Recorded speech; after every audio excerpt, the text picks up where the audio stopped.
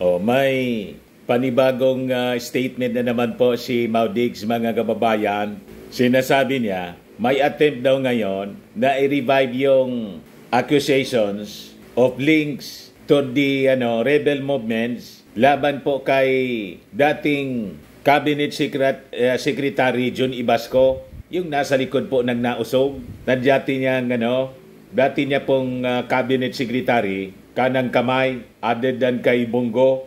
Ayan po, mga kababayan, dati niya itong Cabinet Secretary na siyang nasa likod ng nausog. May mga moves daw ngayon na gustong i-revive yung mga kaso nito nung siya, mga kababayan, konektado pa sa rebel movements. Bakit niya, Mr. Maravillas? Nag-iimbestiga na kasi ngayon, mga kababayan, yung ating PNP, possibly nakatunog si Maudigs after na magpa-presscon si DILG Secretary Benhur Abalos na ang sabi niya kahapon, bubuo sila ng Special Task Force sa PNP para habulin po yung mga nasa likod ng pagpapakalat ng polvoronic video. Para po papanagutin, di ba niya, Mr. Maravillas, ang nasa likod nun, yung vlogger na nakabase sa Amerika, hindi man po yun gagawin ng vlogger sa Amerika kung walang nag-utos sa kanya. May utor nun, may mga kamay na nagkukumpas. Di ba? At siyempre, alam na ninyo kung sino ang pinakang puno. Alangan man hindi ninyo alam. Ito na nga po, nagre-react na siya. May panibagong statement. Statement from former President Rodrigo Duterte, July 23, 2024. Yan kasi ayaw ninyong manahimik. Ngayon, mga kababayan, gumagalaw na yung tinatawag ninyo na weak leader. Alangan manayaan kayo sa inyong mga destabilization efforts na ginagawa. Kaya nga po tinawag siya mismo ng si Defense Secretary Gibo Teodoro, mga kababayan. Tahasan niya nga tinawag na destabilization efforts.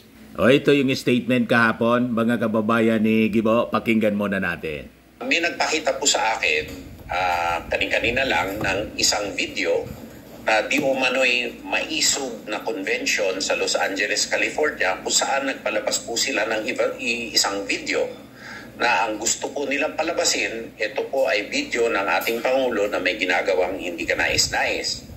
Pero kitang-kita po dito sa video na hindi po yan ang ating Pangulo.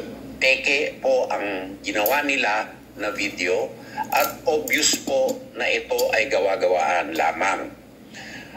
Ngayon, maliwanag na po sa akin, mga kababayan, na meron po talagang matinding plano na i-destabilize po ang ating gobyerno. Nag-umpisa po ito sa mga fake na mga news tungkol po sa Armed Forces of the Philippines at Department of National Defense. Tapos nagprogreso po ito sa di umano'y walkout na hindi naman po nangyari. Pagkatapos po ngayon na curiously po, araw po ng SONA, naglabas po sila ng peking video at sa Amerika pa. Bakit po sa Amerika? Yan po siguro ay parte ng plano nila upang sila po ay hindi masubject sa jurisdiction ng Philippine authorities. Kaya sa ganun pong pangyayari, kami po ay nananawagan sa authorities po sa Estados Unidos na imbestigahan po itong insidente na ito upang ang mga malisyosong nasa likod nito ay maharap sa hustisya. Kami naman po sa Department of National Defense, 10 ng lahat ng ahensya, kaanib na po ang Armed Forces of the Philippines ay naninindigan na solido sa likod ng liderato ng ating Pangulo, President Ferdinand Romualdez Marcos Jr., ang constitutional chain of command at ang ating saligang batas. Etong mga isip-batang mga attempt na mapahina ang ating saligang batas at mga isip-bata po ang description ni Gibo, naming tututulan at lalabanan. Kami po ay makikipag-ugnayan at makikipagtulungan sa lahat po ng ahensya ng gobyerno. Habulin na po sila. Masugpo itong mga nasa likod nitong Yung nasa likod. hindi ka nais-nais at Nasa likod ni karumal-dumal Maharlika. Alam na natin kung sino nasa likod ni Maharlika. o mga gawain na ito. Ginagamit lang po na, si Maharlika. Kung ito ay may kaugnayan sa mga iba't ibang mga puwersa na hindi ka nais-nais. Susugpuin po natin ito at hindi po pwede na magwatak-watak ang ating republika sa mga swapang na pamamaraan. Swapang ang description sa kanila. Paraan na ganito. Kami po ay nananawagan sa ating mga taong bayan na manindigan sa likod ng inyong republika, sa likod po ng inyong saligang batas, sa likod po ng soberanya, sa likod po ng territorial integrity na Republika ng Pilipinas na pilit niwawasak at pinaghihiwa-hiwalay nitong mga makasariling at mga makasarili, karumal-dumal na ito.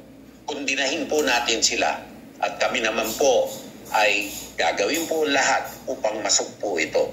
Marami pong salamat mga kababayan at mabuhay po ang Pilipinas, mabuhay ang bagong Pilipinas, mabuhay ang Pilipino. O, ito naman yung pa-press-con mga kababayan ni DILG Secretary Abalos kahapon, courtesy ng PTV, mga kababayan.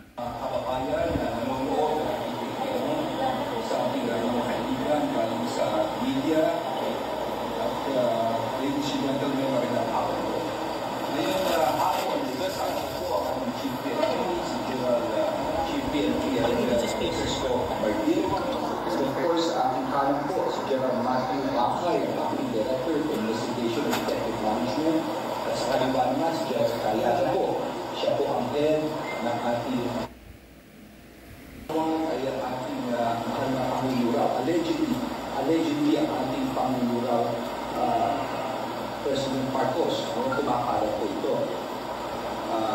Nilakas po ito kung di ako nakakamali sa ibang bansa at ngayon po ay nagiging parang po ito. Sila po namin gumawa ng statement, ako mismo, of course, si General Maldin, mamaya makasalatan. Pero sa aming sa pagtingin namin sa video, hindi ako naniniwala na ang lalaking nandun ay ang ating Pangulo. Hindi ho. Sa tagal na kakilala ko ang ating Pangulo, yung mga features niya ay hindi po siya yun. Ipapakita ko sa inyo kung bakit. Tingnan po natin ang larawan. Can I show it in the screen, please? Okay. Yeah. Papakita po. Sa gitna po ang larawan ng ating Pangulo. Yung pong nasa baba ay ang larawan ng allegedly ang ating Pangulo raw. Tingnan nyo ang tenga. Diyan o. Napakalayo po. Ang tenga rito. Pagmasdan nyo, yung larawan ng ating Pangulo sa kanya, yung earlobe na tinatawag, yung ano bang tawag nito sa... Ang layo po ng hugis. Earlobe. Tignan nyo yung nasa kanan. Yan o. Diyan pa lang makikita nyo. Ang layo ng itsura po. Bakit ko ito, mga kasama, dahil napakaraming kumalat sa social media ng mga AI, ng mga peke, sari-sari naghahalo sa mga panahon na yon. Sa mga, maging mapanuri tayo. Huwag tayo basta-bastang maniniwala rito. Iniulit ko, ako mismo, personally, isang tingin ko pa lang nakita ko na ito eh. Sabi ko, wala ito. No? Kayo na mismo maghusga. Tignan nyo itong maigi itong larawan na ito. Kaya nga, ito ay, of course, aking,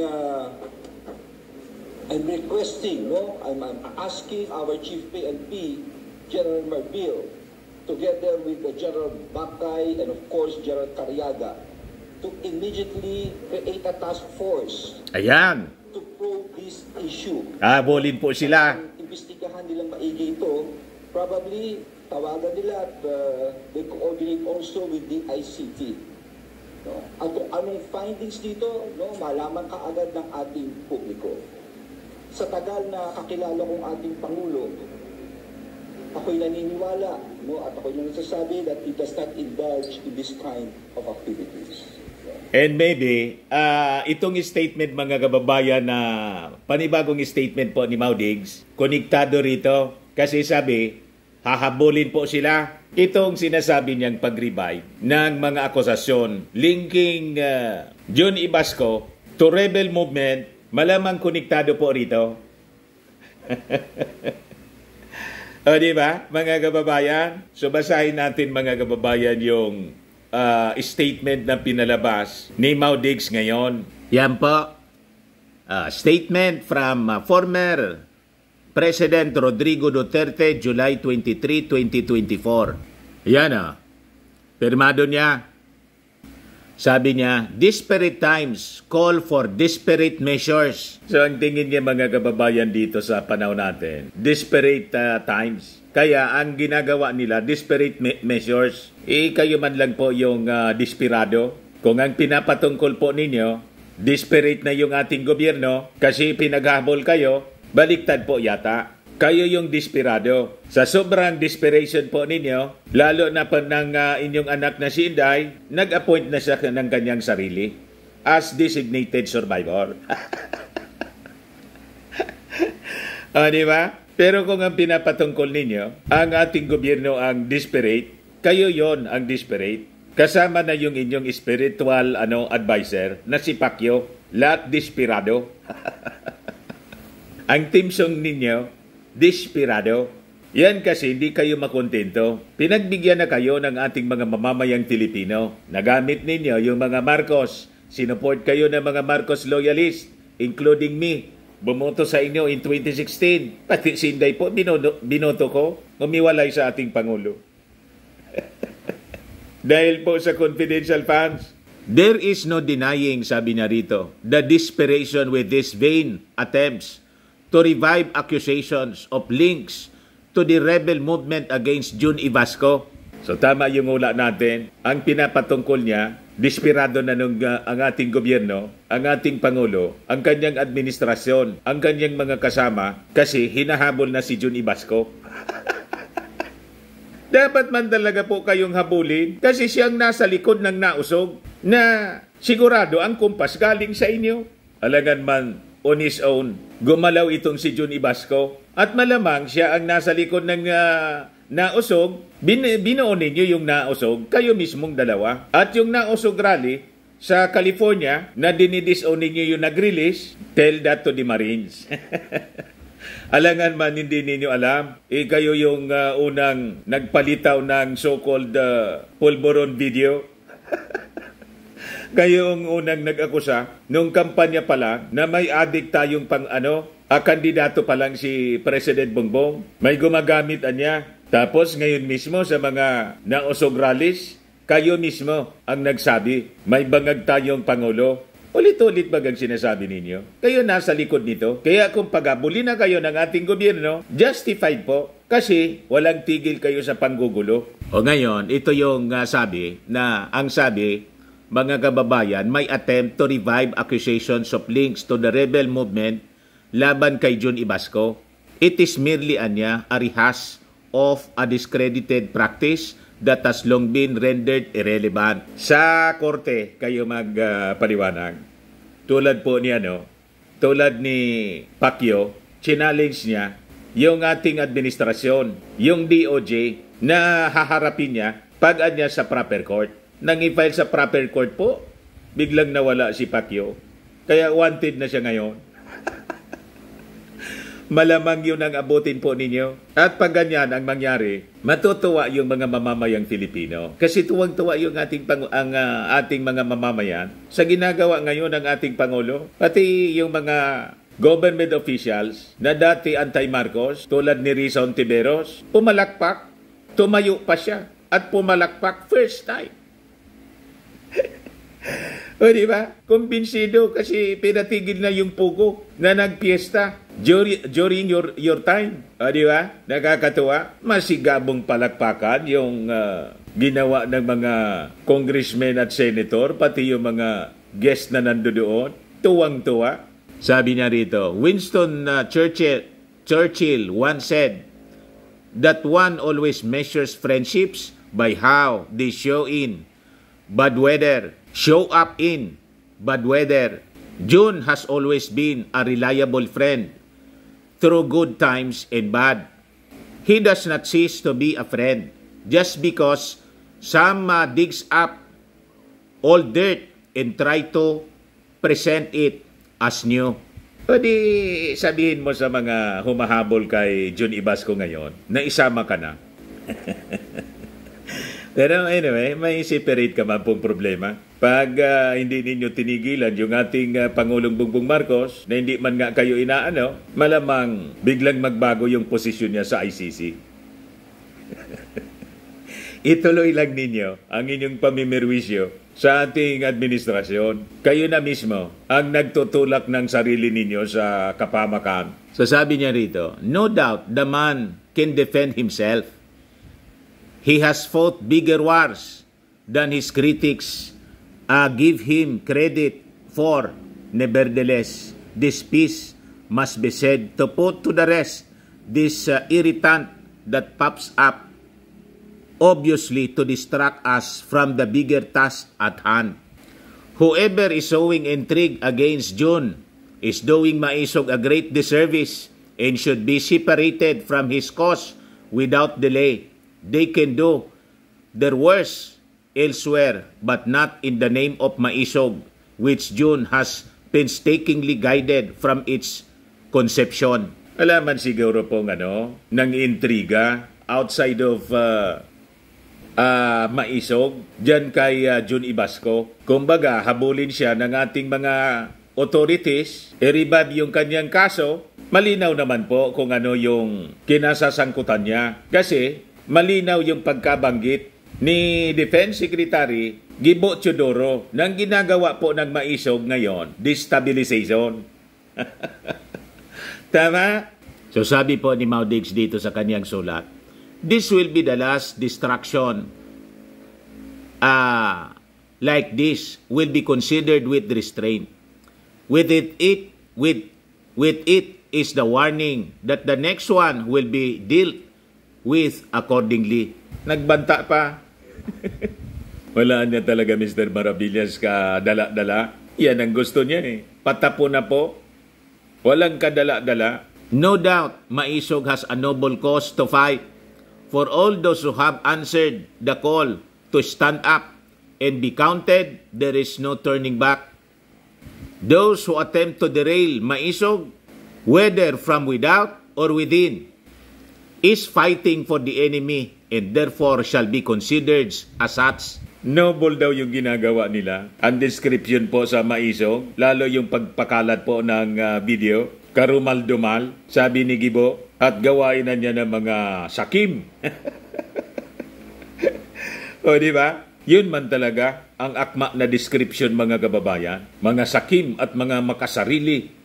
Yung kanila lang yung iniisip po, hindi yung kapakanan ng ating bansa. Inapakaganda na yung ginagawa ng ating Pangulong Bongbong Marcos. Siya lang po sa kanyang suna, mga kababayan, sabi nga ng mga critics niya, at least yung ating Pangulo marunong mag-acknowledge kung ano yung kakulangan sa kanyang pamamahala, ano yung mga problema pa.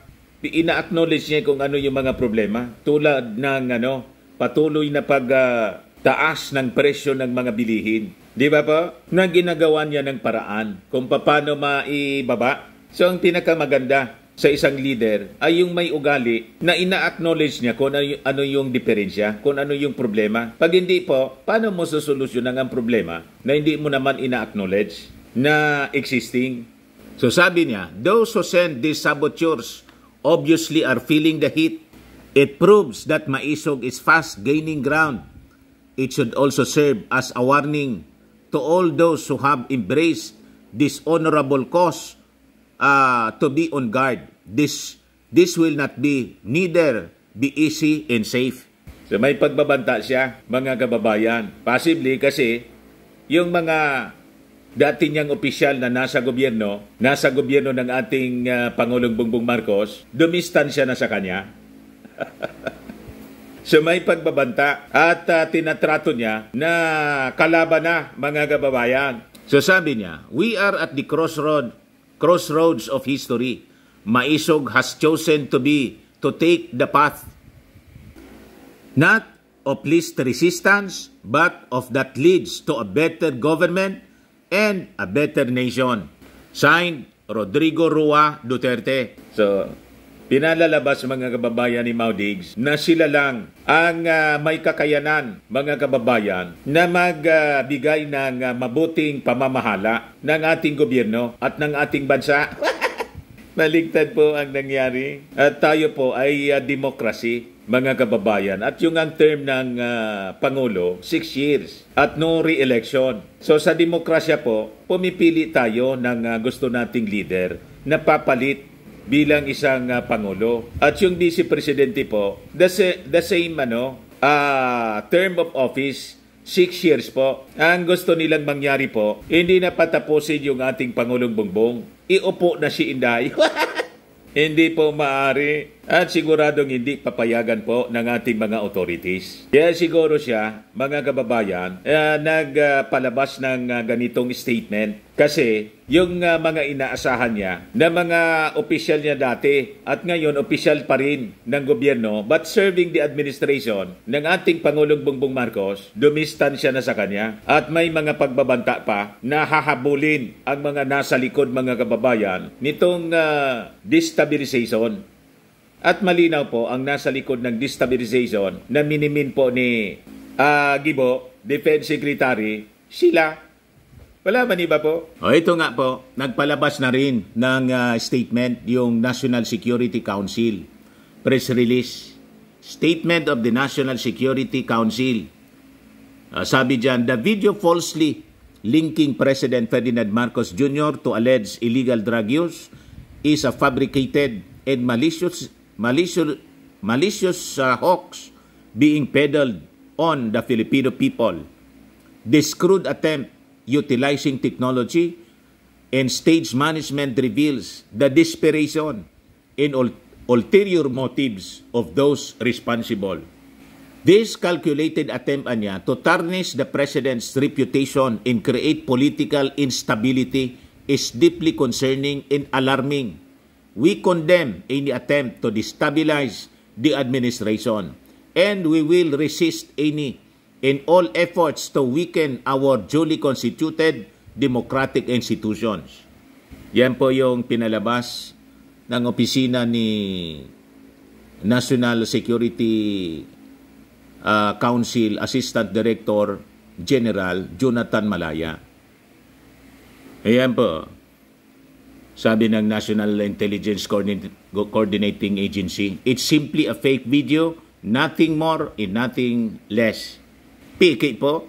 So ang objective ng nausog, mga kababayan, galitin yung ating mga mamamayang Pilipino. Ang objective nila, siraan yung ating Pangulong Bongbong Marcos, papaniwalain na gumagamit ng alam na po ninyo and is not qualified to lead the country. Kasi ang narrative nila, wala sa tamang pag-iisip yung ating Pangulong Bongbong kasi gumagamit nga po. Yan ang gusto nilang paniwalaan natin. At dinadrag lang po tayo papuntang gera daw sa China. Malabo po, mga kababayan. Isa speech mismo ng ating Pangulo sa SONA. Yan po, diplomatic means in settling disputes.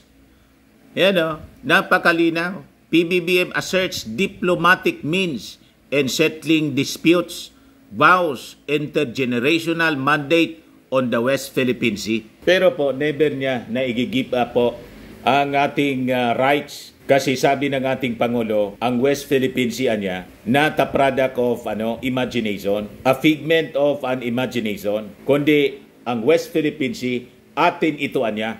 Palakpakan yung mga standing ovation po, tayuan yung mga congressmen, senator, and guest sa kanyang third zona. So ang mga pinaglalaban po ng nausog, gawa-gawa man lang po nila, baseless, including yung yung video po, fake video, mga kababayan. Nothing more, nothing less. Peke talaga. Ayan man lang po, mga kababayan. Ako po si Dante Maravillas. Bye-bye. God bless.